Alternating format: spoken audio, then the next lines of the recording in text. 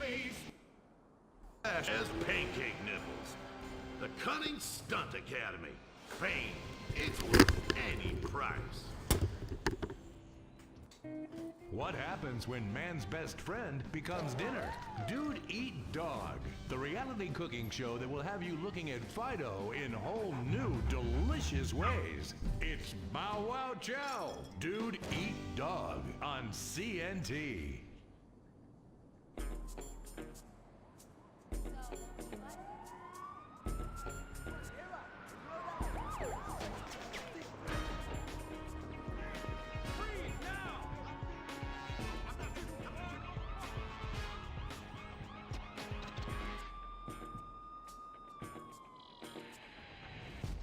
Welcome to Los Santos, the city of celluloid, sin, and cellulite removal. From dead starlets in Vinewood, to the gangbangers in Davis and Strawberry, and terracels in Chumash, to the drunken tourists in Del Perro Pier. It's time to take a look inside this cesspit of destroyed dreams, drug-addled degenerates, and deluded desperados that make up this great city of lights. Hi. I'm decorated FIB agent Stephen Haynes. The FIB, the police department, and the sheriff's office are fighting a war out here every day in a city where dreams too often become wet with tears. The Los Santos docks. This is where it all begins. The second largest port in the world. The great orifice of American capitalism. Stuff coming in, garbage going out. And hidden in over 2 million containers a day, God only knows where. The cartels pay off some low-level schlub, and suddenly you've got military-grade weapons, badly cut crystal meth, and grade A yayo from Mexico flooding our streets. And once it hits the hood, it's anarchy, with a side of murder hold the fries. Or maybe the Chinese are slipping some of our high-security weapons systems in with the recycling, and we're giving up our national security for nothing? Who knows? Who cares? As long as the financial party continues, we'll just keep picking up the pieces. A word to the wise, kids. Never use PCP. It makes you want to punch cops and run around naked, and not necessarily always in that order. Most of the time, this illicit cargo makes it straight to the games. But sometimes an ordinary Joe lets go and loses his shit after a pipe or two of pleasure dust.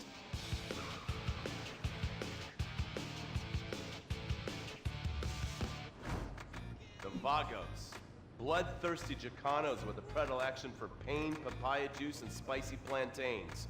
They're one of the largest Mexican street gangs in the city, with rumored connections to several major mafias. While half the battle out here is fought with guns, the other half is with informants. Sometimes you need to become the bad guys to bust the bad guys. All right, guys, let's go. When the ballas and the families aren't shooting each other, they're selling the dope that the junkies are shooting into their veins. The families love sports almost as much as they love banging. Flashy, arrogant, competitive, and aggressive, they are lifelong bitter enemies of the ballas. Wearing the colors of the feud or the corkers, the families call themselves Gang Green. Of course, like all families, they love a good squabble. Subdivided into sets, such as the Chamberlain Gangsters and the Carson Avenue set, it turns out the families love shooting each other almost as much as they love shooting ballas. Now, the LSPD have had many run-ins with various family sets over the years. With the ballas, the FIB take a more community outreach approach. Hey guys, stay out of trouble now. Suck my Steve Haynes.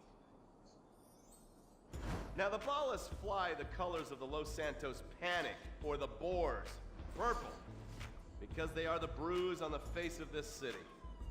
While some thugs obviously prefer 4 wheels, other desperados prefer 2. Leather, exhaust, and drugs. No, this isn't an exotic S&M party. These are one of the nation's toughest outlaw motorcycle gangs, the Lost. Rumors are they get a new tattoo for every person they stab. And it's definitely okay for your motorcycle mama to show her breast to your friends. The FIB has been tracking the Lost for years. We've jumped from coast to coast and have spent more time in the Midwest than a tornado spotter. When they're not running meth, they're smoking it. Or so I hear, a dangerous new drug on the streets called toilet cleaner. And believe me, your toilet will be cleaned after you've smoked some of it.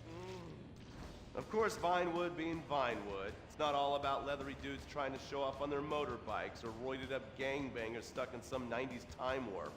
This is the town that made mass murder into nostalgia. Of course, to become truly popular, your murder has to be both unsolved and gruesome.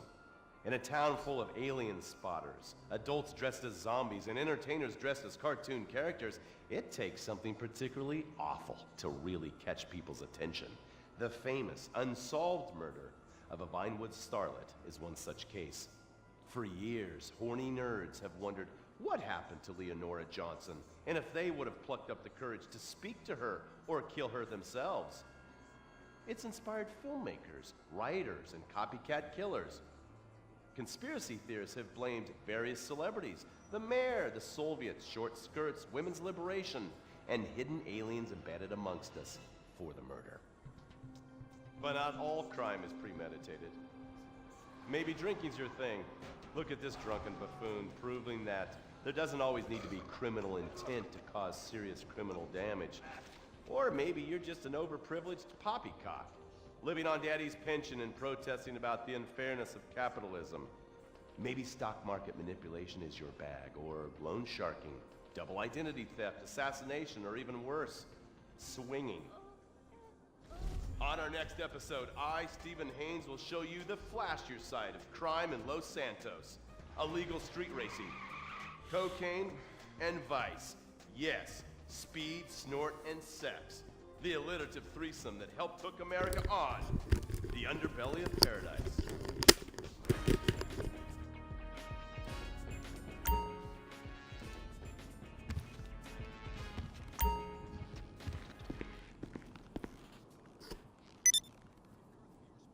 In times like these, it's important to remember the good things.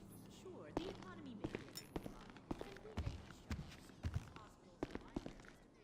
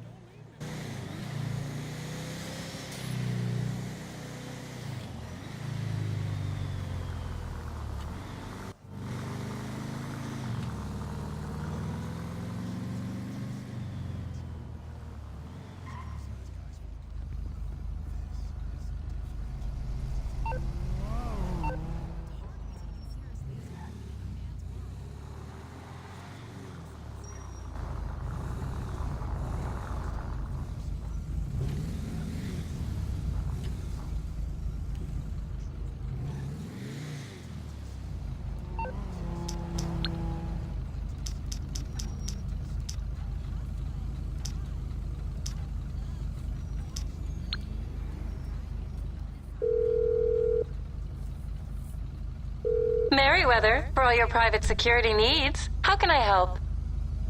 Thank you. Your package will be with you shortly.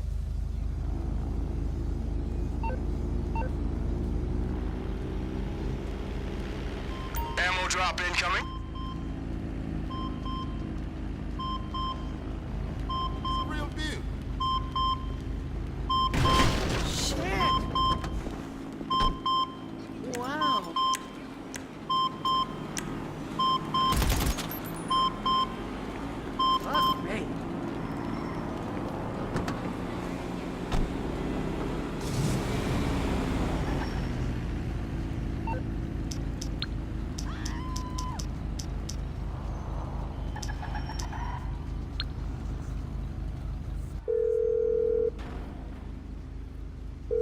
How can I help?